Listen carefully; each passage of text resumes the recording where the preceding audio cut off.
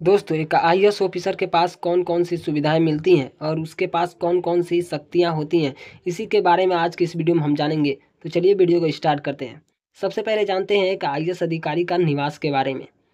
तो जो आईएएस अधिकारी होते हैं वो आमतौर पर बहुत कम या बिना किराए के बड़े घर उनको दिया जाता है। ठीक है, यानी कि उनको आमतौर पर समझे तो उनको बहुत कम किराए या फिर बिना किराए के घर मिलते हैं। ठीक है, और जो आईएएस अधिकारी होते हैं वो नौकरानियों, रसोइयों और माली, सुरक्षा गार्ड आदि की सेवाएं भी ले सकते हैं। चलिए आगे बढ़ते हैं। आईएएस ऑफिसर के लिए परिवहन में क्या है, तो परिवहन देख लेते हैं।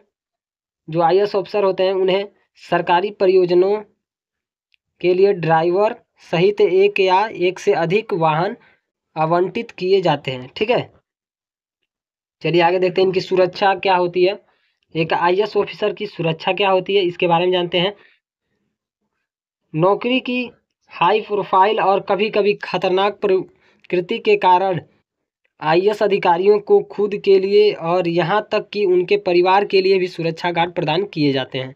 ठीक है, नौकरी की हाई प्रोफाइल और कभी कभी खतरनाक प्रवृत्ति के कारण दोस्तों कभी कभी सिचुएशन हार्ड होता है, तो उसमें जो आईएएस अधिकारी हैं उनको खुद के लिए तो सिक्योरिटी मिलता भी है और उनके परिवार को भी सिक्योरिटी दिया जाता है। ठीक है, जान को खतरा होने की स्थिति में वे अपनी सुरक्षा के लिए एसटीएफ कमांडो भी रख सकते हैं। ठीक है दोस्तों, जान लेते हैं बिल के बारे में। तो उन्हें आमतौर पे अत्यधिक सब्सिडी वाली बिजली, पानी, गैस और फ़ोन कनेक्शन मिलते हैं। चलिए आगे बढ़ते हैं। एक आईएएस ऑफिसर की यात्राओं के लिए कौन सी सुविधाएं मिलती हैं, इसके बारे में जानते हैं।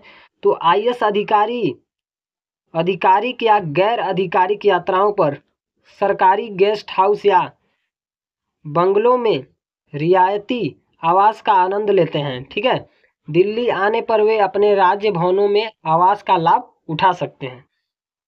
इनकी यात्राओं में ऐसे लाभ मिलते हैं। ठीक है, जो आईएएस ऑफिसर होते हैं उन्हें आधिकारिक या गैर आधिकारिक यात्राओं पर सरकारी गेस्ट हाउस या बंगलों में रियायती आवास का आनंद लेते हैं। ठीक है, दिल्ली आने पर वे अपने राज्य भवनों में आवास का लाभ उठा सकते हैं। ठीक है, जानते हैं कि आईएएस ऑफिसर के लिए अध्ययन अवकाश के बारे में। ठीक है, तो आईएएस अधिकारी 2 साल के लिए अध्ययन अवकाश भी ले सकते हैं। ठीक है, वे प्रतिष्ठित विदेशी विश्वविद्यालयों में पाठ्यक्रम भी ले सकते हैं। ऐसे पाठ्यक्रमों की लागत सरकार द्वारा वहन की जाएगी, यानी सरकार देगी। ठीक है, बेशक इस सुविधा पर प्रतिबंध है। केवल वे अधिकारी जिन्होंने 7 साल की सेवा पूरी कर ली है उन्हें यह सुविधा दी जाती है। ठीक है, कंडीशन है यहाँ पे इस सुविधा के लिए। ठीक है, उन्हें इस बॉन्ड पर भी हस्ताक्षर करना चाहिए कि वे वापस लौटने के बाद एक निश्चित संख्या में वर्षों तक आईएएस अधिकारी के रूप में अपनी क्षमता में सरकार की सेवा करेंगे। ठीक है, बढ़ते हैं आगे। उनकी नौकरी, एक आईएएस ऑफिसर की नौकरी की सुरक्षा क्या होती है, इसके बारे में जान लेते हैं। तो आईएएस अधिकारियों की नौकरी की सुरक्षा बहुत अच्छी होती है। किसी अधिकारी को नौकरी से निकालना आसान नहीं होता। ठीक है, और इस प्रक्रिया में व्यापक जांच और पूछताछ की आवश्यकता होती है।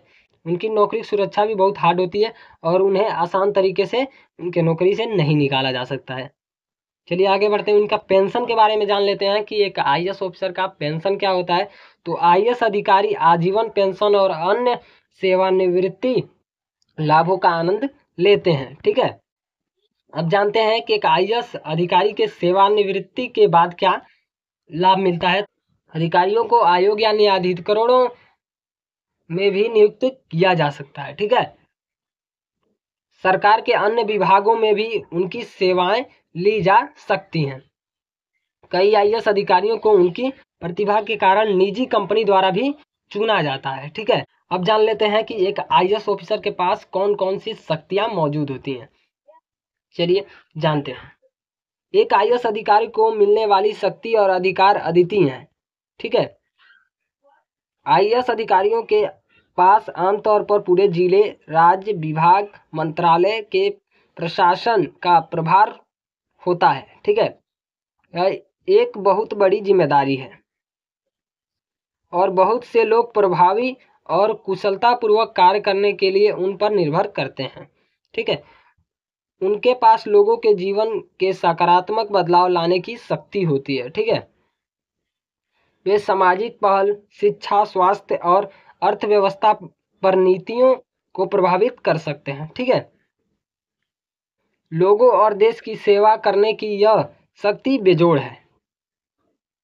एक आईएएस ऑफिसर के पास ये जो शक्तियाँ होती हैं कि वो अपने जिले में जो स्वास्थ्य है, अर्थव्यवस्था है और शिक्षा है उसको सुधार लाए और उसे बेहतर बना सकता है। ठीक है, केवल भारतीय प्रशासनिक सेवा ही देश की प्रगति में प्रत्यक्ष और सक्रिय भाग लेने का अवसर देती है। आईएएस अधिकारी का वेतन और सुविधाएं उनके पास मौजूद शक्ति के साथ काफ़ी ज़बरदस्त हैं।